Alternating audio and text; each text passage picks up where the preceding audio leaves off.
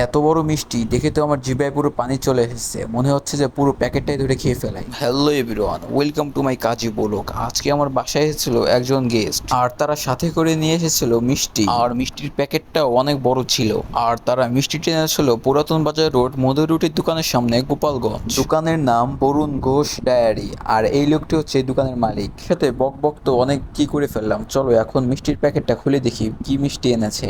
মিষ্টির প্যাকেটের মতো মিষ্টিগুলোর সাইজ ছিল ইয়া বড় বড়, আর এগুলাকে কি মিষ্টি বলে যায় না, কিন্তু মিষ্টিগুলা সাদা ছিল আর অনেক বড়। মিষ্টিগুলা ধরতে যেমন নরম ছিল, আর মিষ্টিতে প্রচন্ড রস ছিল। দেখেন যে কিভাবে রস চিপলে রস পড়তেছে। এক কথায় বলা যায় অনেক ভালো মিষ্টি এনেছে। আর আমি প্যাকেট থেকে একটা মিষ্টি নিয়ে খাওয়া শুরু করে দিলাম, আর মিষ্টিগুলা যে সুস্বাদু ছিল, আমার তো মনে হচ্ছে পুরো প্যাকেটটাই ধরে খেয়ে ফেলি। প্যাকেটটা ধরে আর খেলাম না, এখান থেকে একটা মিষ্টিই খেয়ে নিলাম। এখন কেউ নাই, আমি একাই বাসায়। ভাবছি সবাই আসলে ওই সময় আরেকটা ভুড়ি ভোজ হবে। বন্ধুরা, আজকের ভিডিওটা এই পর্যন্তই। তোমাদের সাথে দেখা হবে সামনে কোনো ভিডিওতে। আল্লাহ হাফেজ।